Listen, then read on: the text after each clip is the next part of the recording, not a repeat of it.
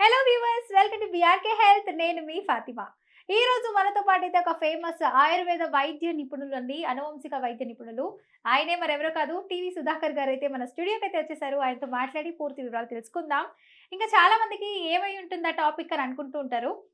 So topic అయితే reveal చేసేస్తున్నాను. చాలా మందికండి ఈ మధ్య కాలంలో కాన్‌స్టిపేషన్ ప్రాబ్లమ్స్ ఎక్కువైతున్నాయి.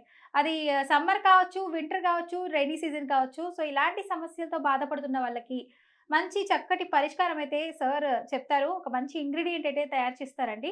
మాట్లాడి పూర్తి వివరాలు తెలుసుకుందాం. నమస్తే సార్. నమస్తే అండి. ఎలా ఉన్నారు? బాగున్నానండి. సార్ ఇప్పుడు మన కొంతమంది వ్యూవర్స్ అయితే కాన్‌స్టిపేషన్ ప్రాబ్లమ్‌తో చాలా బాధపడుతున్నాం మేము. ఇప్పుడు చలికాలం అని లేదు, ఎండాకాలం అని లేదు, వర్షాకాలం అని లేదు. సో అవునండి. ఈ ఇబ్బంది అనేది మాకు ఎక్కువైపోతుందని కొంతమంది కామెంట్స్ పెట్టారు. సో అడిగి మరిన్ని వివరాలు మాకు అందించండి అని అంటున్నారు. సో మిమ్మల్ని అడగమన్నారు, అడుగుతున్నా నేను. సో ఆ! వాళ్ళ ప్రాబ్లమ్ ఒకసారి మీరు వివరించేసేయండి. మామూలుగా కాన్‌స్టిపేషన్ ఎందుకొస్తుందంటే ఫైబర్ తక్కువ ఉన్న ఫుడ్ తీసుకుంటున్నారు చాలామంది. హ్మ్. ప్లస్ పాలిష్ తక్కువ రైస్ తీసుకోవాలి ఎవరైనా కూడా. హుహు. ఇప్పుడు ఇది వాడేసి తగ్గలేదని చాలామంది అంటారు. అవును. వాళ్ళు చేసే తప్పు తెలుసుకోరు కదండీ. హ్మ్. కంపల్సరీ పాలకూర వారానికి 3 సార్లు తీసుకోవాలి. హ్మ్. చాలామంది పాలకూర తీసుకుంటేనేమో కిడ్నీలో స్టోన్స్ వస్తాయని అపోహలతో ఉంటారు. హ్మ్. పాలకూర, టమాటా కలిస్తేనే స్టోన్స్ ప్రాబ్లమ్ ఉంటది చాలామందికి. హుహు. ఓన్లీ పాలకూర ప్లెయిన్‌గా తీసుకుంటే ఆ ప్రాబ్లమ్స్ రావు. హుహు. ప్లస్ దాంతో పాటు కంపల్సరీ మనం భోజనానికి ముందు ఏదైనా ఫైబర్ ఫుడ్ తీసుకోవాలి. ఫైబర్ ఫుడ్ హుహు. అంటే బీరకాయ గానీ, అలా తీగజాతికి సంబంధించిన ఫుడ్డు మనం లైట్‌గా పొట్టు తీసి కొంచెం బాయిల్ చేసుకొని, ఒక కప్పయినా తీసుకుంటే ఒ ఒ మధ్యాహ్నం గానీ, సాయంత్రం గానీ తీసుకుంటే, హుహు. ఆ ఫైబర్ మనం తిన్న ఫుడ్‌ని బాగా బయటికి నెట్టడానికి అవకాశం ఉంటది. హుహు. ప్లస్ భోజనం ఫస్ట్ ముద్దలో పూర్వం నుంచి ఉన్నది.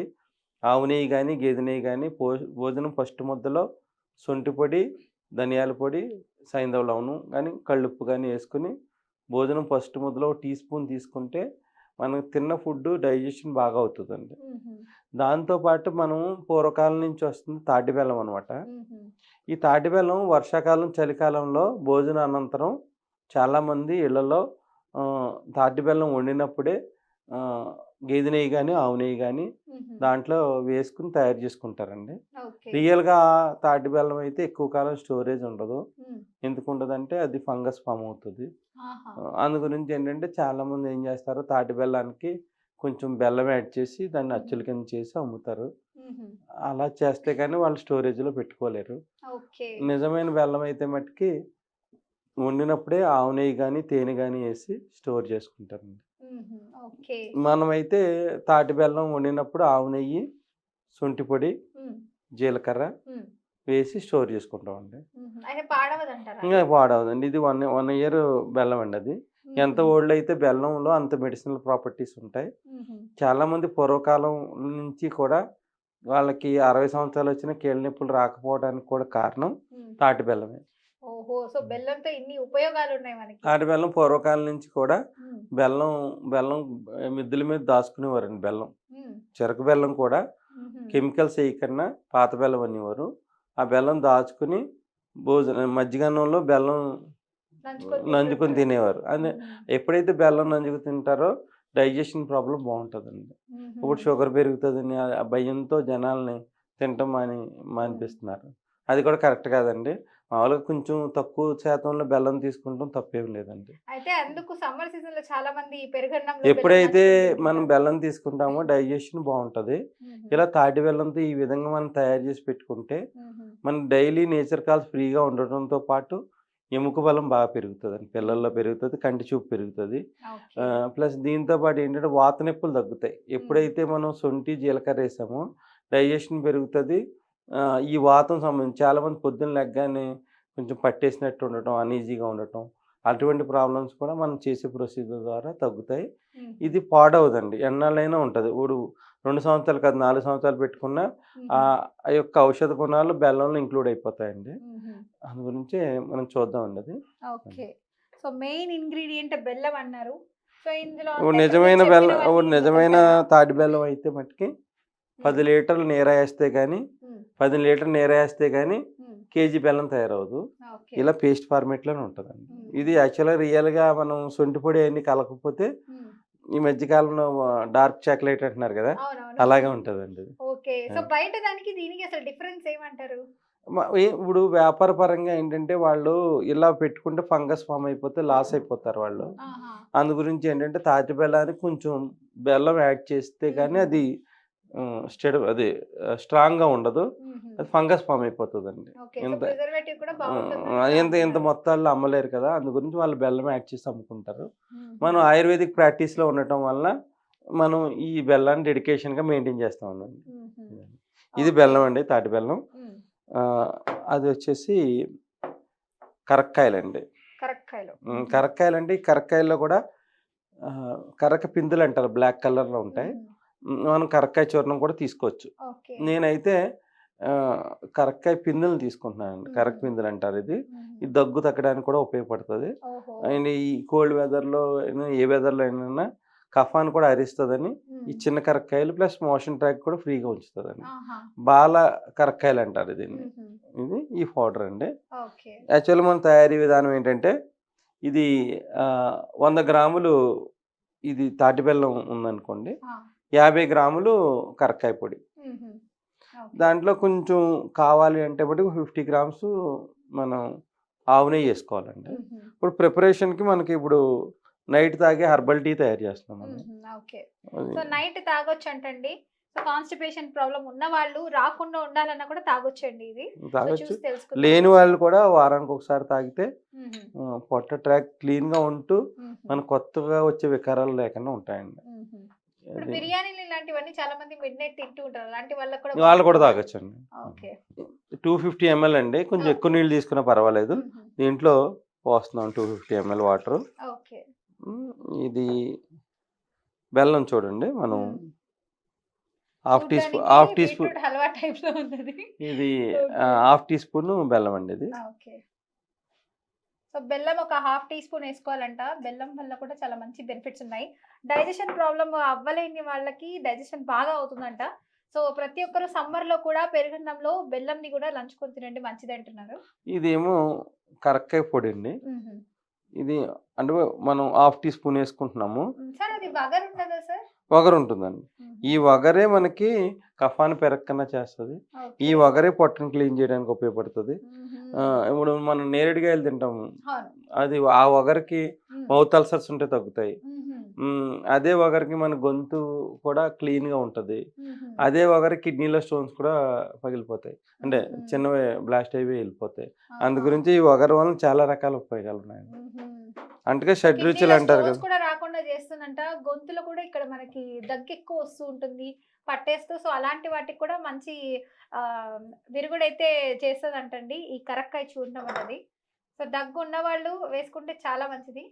ఎక్కువగా పెళ్ళిల్లో వాడుతూ ఉంటారు కదా కరక్కాయలు. దగ్గొచ్చినా కూడా బొగ్గన పెట్టుకుంటారండి. హుహు. కరక్కాయని కూడా నిమ్మరసంలో ఉంచి భావం చేసి కూడా వాడుకుంటారు. ఆహా! నిమ్మరసంలో కూడా. అంటే అవును సార్ ఇందులో నిమ్మరసం వేసుకోవచ్చా? దీంట్లో వేసుకోకూడదండి. కొంతమంది హనీ కూడా వేసుకోవచ్చా అని అడగమంటున్నారు. హనీ ఏం అవసరం లేదండి. బెల్లము, ఎందుకంటే హనీ 2 వేసుకుంటే 2 వేడే అని అంటారు నిజమే అంటారా?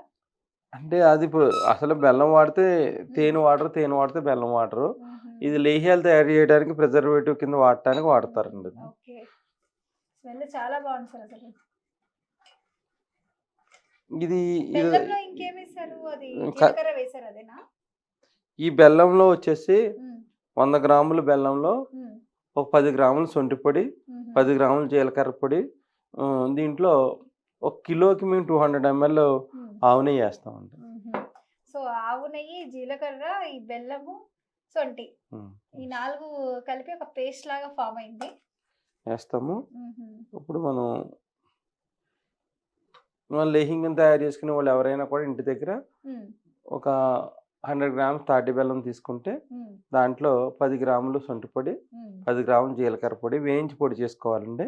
ఓకే. దాంతో పాటు ఒక 20 ఎంఎల్ ఆవు నెయ్యి కలుపుకొని ఇలా హుహు. అయిపోతదండి. ఓకే. సో ఆవు దా నెయ్యి అవైలబుల్ లేదు అన్న వాళ్ళకి లేని వాళ్ళకేంటంటే గేదె నెయ్యి వేసుకోవాలి. గేదె నెయ్యి అంటండి. అదైనా కలుపుకోవచ్చు అంటున్నారు. ఓకే. కలుపుకొని ఇది ఎందుకు నెయ్యి వాడామంటే హ్మ్. మనకు లూబ్రికేషన్ అనమాట అండి. ఇప్పుడు ఇది హుహు. తాగగానే హ్మ్. ఆహ్, పొట్టకి బాడీలో ఉన్న టాక్సిన్స్ పోతాయంటారా నెయ్యి వల్ల? బాడీలో ఉన్న టాక్సిన్స్ పోతాయి, కంటి చూపు పెరుగుతది. హుహు. ప్లస్ దీంతో పాటు చాలా మందికి డ్రైనెస్ పెరగటం వల్ల కాన్స్టిపేషన్ పెరిగిపోతుందండి. ఈ అంటే డ్రైన్ వాటర్ సరిగ్గా తీసుకోకపోవడం వల్ల కూడా ఇది జరుగుతుందంటారా? లూబ్రికేషన్ కింద ఫామ్ అయ్యి హుహు. పేగుల్లో కదలికల్ని ఉంచుతది. హుహు. ఇంక అంటే తయారైందండి. బాడీలో మనకి యాక్చువల్‌గా ఎక్స్‌ట్రా ఫ్యాట్ అంటూ ఉంటుంది. హ్మ్. సో, అది కరుగుతుందంటారా? అదొక ఎక్స్‌ట్రా వాటర్ మనకి ఎక్స్‌ట్రా విధంగా. ఉన్న ఫ్యాట్ కరుగుతది. హుహు. మన గుడ్ కొలెస్ట్రాల్‌ని కరిగించదేమి ఇది. హుహు. బ్యాడ్ కొలెస్ట్రాల్‌ని కరిగిస్తది. ఓకే. ప్లస్ ఈ కాన్స్టిపేషన్ లేకపోవడం వల్ల అన్ని రకాల ప్రాబ్లమ్‌కి హ్మ్. మన కాన్స్టిపేషనే మెయిన్ కారణం. పొట్ట హుహు. సరిగ్గా క్లీన్ కాకపోతే హ్మ్. అన్ని ప్రాబ్లమ్స్ వస్తాయి. ఈ ఓకే. విధంగా మనం తీసుకుంటం వల్ల హ్మ్. మనకి ఎటువంటి ఆరోగ్య సమస్యలు రాకుండా ఉండి హుహు. ఇదిగా ఉంటుంది. సో, గ్యా ఒక కాఫీ లాగా రెడీ గ్యాస్ అయిపోయిందండి అయిపోయింది. మొత్తం మనకి. ఈ విధంగా మనకి చూడండి శుభ్రంగా ఇది ఎలా ఉందంటే హ్మ్. ఒక కాఫీ బ్లాక్ కాఫీలా ఉంది. హ్మ్. టేస్ట్ బావుంటదండి. స్మెల్ కూడా చాలా టేస్ట్ బావుంటుంది. బావుంటది. స్మెల్ బావుంటది. ఒకసారి చూడండి. హుహు. ఇది ఎవరైనా కూడా తాగొచ్చు. ఓకే. మనకి ఈ మధ్య కాలంలో పిల్లలకు కూడాని కాన్‌స్టిపేషన్ ప్రాబ్లమ్ అయ్యి కూడా హ్మ్. పాపం స్కూల్‌కెళ్ళట్లేదు. హుహు. ఈ కాన్‌స్టిపేషన్ ప్రాబ్లమ్ ఉన్న వాళ్ళకి పిల్లలు చదువు కూడా సరిగ్గా చదవరండి. హుహు. నిద్ర వస్తూ ఉంటదండి. అవును. హ్మ్. నిద్రపోతూ ఒక ఉంటారు. ఒక లేజినెస్ ఒక పోతదయితే. అబ్బాయిని నాకు తీసుకొచ్చారు 5 ఇయర్స్ బ్యాకు. హుహు. 3 స్కూల్‌లు మార్చారండి వాళ్ళు. ఓకే. వాళ్ళు చాలామంది ఎవరు కూడా కాన్‌స్టిపేషన్ ఉన్నదని పట్టలేదు. హుహు. నేను కాన్‌స్టిపేషన్ తగ్గడానికి మెడిసిన్ ఇచ్చాను. ఇదే ఇచ్చాను. హుహు. ఇచ్చిన తర్వాత వాడు 1 వీక్‌కే నిద్రపోవడం తగ్గించేసాడు. అంటే స్కూల్‌కెళ్ళగానే నిద్రపోతుండేవాడు. హుహు. అలా 3 స్కూల్‌లు మార్చారండి. ఓకే. ఈ ప్రాబ్లమ్ క్లియర్ అయిన తర్వాత ఆ హ్మ్. అబ్బాయికి ప్రాబ్లమ్ లేకుండా బాగా చదువుకుంటున్నారు. ఇప్పుడు ఓకే. పిల్లలకి కూడా మెయిన్ కాన్‌స్టిపేషన్ కూడా మెయిన్ ప్రాబ్లము. హ్మ్. కోళ్ళలో 3 నెలలకోసారి ఆముదం ఇస్తారు. అది కూడా మానేశారండి. హుహు. అంటే ట్రాక్ క్లీనింగ్ ఒక్కదానికే కాదు ఆముదం. హుహు. మెయిన్ మనకి స్కిన్ ప్రాబ్లమ్స్ రాకుండా ఆపుతది. హ్మ్. ప్లస్ నడుము నొప్పులు రాకుండా ఆపుతది. ఓకే. ఈ సయాటికా పెయిన్స్ అవి రాకుండా ఆపుతది. హుహు. ఓన్లీ ఆముదం అని అసహించుకుంటున్నారు చాలామంది. అవును. ఇదివరకు పూర్వం ఏంటంటే 3 మంత్స్‌కోసారి ఆముదం ఇచ్చి వాళ్ళకి కిచిడీ తయారు చేసేవారు. హుహు. చారన్నంతో భోజనం పెట్టేవారు. ఆ హుహు. కిచిడీలో కూడా ఆవు నెయ్యే వాడేవారు ఆహా! లూబ్రికేషన్‌కి. అలా 3 మంత్స్‌కోసారి మనం ట్రాక్ క్లీన్‌గా ఉంచుకోవటం వలన ఏంటంటే, హ్మ్. ఈ మధ్య కాలంలో వచ్చే ఈ మనకి క్యాన్సర్స్ కానీ, హ్మ్. ఇంటెస్టైన్స్ క్యాన్సర్స్ కానీ, అవును సార్. ఇవి గాని రాకుండా ముందే మనకి ఫ్లష్ ఔట్ చేయడానికి ఉంటది. హుహు. రోజువారీ జీవితంలో ఇలా కాకపోయినా కూడా హుహు. అట్‌లీస్ట్ వారానికి 3 సార్లైనా ఈ డికాషన్ రూపంలో తీసుకుంటం వలన హుహు. ట్రాక్ క్లీన్‌గా ఉంటది. హుహు. ఎప్పుడైతే ట్రాక్ క్లీన్‌గా ఉందో మనకి గ్యాసెస్ ఫార్మ్ అవ్వకుండా ఉండి, హ్మ్. రాత్రి హార్ట్ అటాక్ వచ్చిందని, హ్మ్. ఈ ప్రాబ్లమ్స్ అన్నీ ట్రాక్ క్లీన్‌గా లేకపోవటం వల్ల వస్తాయండి. హుహు. ఈ చాలామంది ఏంటంటే ఇది గమనించరు. హ్మ్. మనకి బాడీలో బయట మ మందులు వాడుతూ ఉంటారు. మన అయినా బాడీలో తగ్గట్లేదు అంటారు. వ్యర్థాలన్నీ నేచురల్‌గా మనం క్లీన్ చేసుకోకపోతే హ్మ్. మన పొట్ట ఎప్పుడైతే క్లీన్ కాలేదో హ్మ్. అప్పుడే మన గ్యాసెస్ ఫార్మ్ అయిపోయి గుండె మీద ఒత్తిడి పెరిగి హ్మ్. మనం మనకు ఉన్నా లేకపోయినా హాస్పిటల్‌కెళ్ళి మనం అవును. గ్యాస్ ట్రబుల్ టాబ్లెట్ రాయించుకొని రావాల్సిన పరిస్థితి హ్మ్. వస్తదండి. ఈ విధంగా మనం పొట్టని క్లీన్‌గా ఉంచుకోవటం వల్ల హ్మ్. మనకి ఆహ్, ముందొచ్చే ప్రాబ్లమ్స్ అన్నీ కూడా క్లియర్ చేసుకోవచ్చు. ఓకే. ఎవరికైనా దొరకని వాళ్ళకైతే నా దగ్గర అవైలబిలిటీ ఉంటది. ఈ ఓకే. బెల్లం ఇదెప్పుడు కూడా మనకి 300 కేజెస్ పేషెంట్స్ గురించి పెడతాం మనం. హుహు.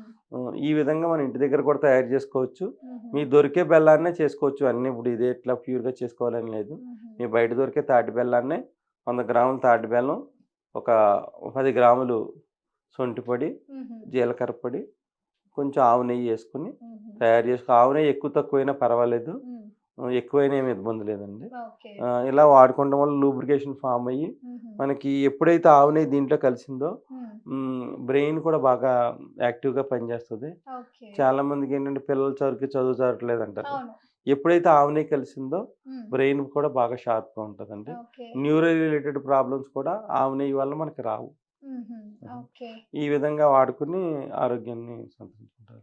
ఓకే. సో, చూసారు కదండీ! కాన్‌స్టిపేషన్ ప్రాబ్లమ్ లేకుండా ఉండడానికి, చక్కగా ఇమ్యూనిటీ పెరగడానికి, పిల్లలు కూడా లేజీగా ఉండి, చదువుకోకుండా పడుకోవడం ఇలాంటివి చేస్తుంటారు స్కూల్స్‌లో.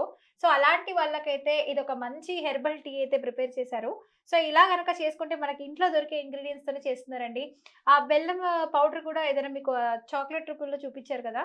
సో, అదేమైనా కావాలనుకుంటే మీకు కొరియర్ ద్వారా కూడా సార్ పంపిస్తారు. పంపిస్తారు కదా! ఆ! పంపిస్తాం. కొరియర్ ద్వారా. ఓకే. కొరియర్ ద్వారా గూడా పంపిస్తారంట. ఇంకా ఏదైనా కావాలి ఇంకా వీటికి సంబంధించి ఇంగ్రీడియెంట్స్ అన్నా కూడా సార్ పంపిస్తారు. సో, ఆ ఇంగ్రీడియెంట్స్ కావాలనుకున్న వాళ్ళు కింద స్క్రోల్ అవుతున్న నంబర్‌కి కాల్ చేయండి. అదే వైద్య నిపుణుల దగ్గర కూడా వచ్చి మీరు తెలుసుకోవాలి, ఏదైనా ప్రాబ్లమ్ ఫేస్ చేస్తున్నారు అని అనుకున్న వాళ్ళైతే కింద కామెంట్ రూపంలో తెలియజేయండి. సార్‌తో మాట్లాడొచ్చు మీరు. ఇంకా ఏదైనా డౌట్స్ ఉంటే కామెంట్ రూపంలో తెలియజేస్తే ఆ క్వెషన్స్ అన్ని బేస్ చేసుకొని నెక్స్ట్ ఎపిసోడ్‌లో సార్ నా క్వెషన్స్ అన్ని అడగడం జరుగుతుంది. సో, చక్కగా ఈ టీ తాగండి. కాన్‌స్టిపేషన్ ప్రాబ్లమ్‌ని పోగొట్టుకుంది.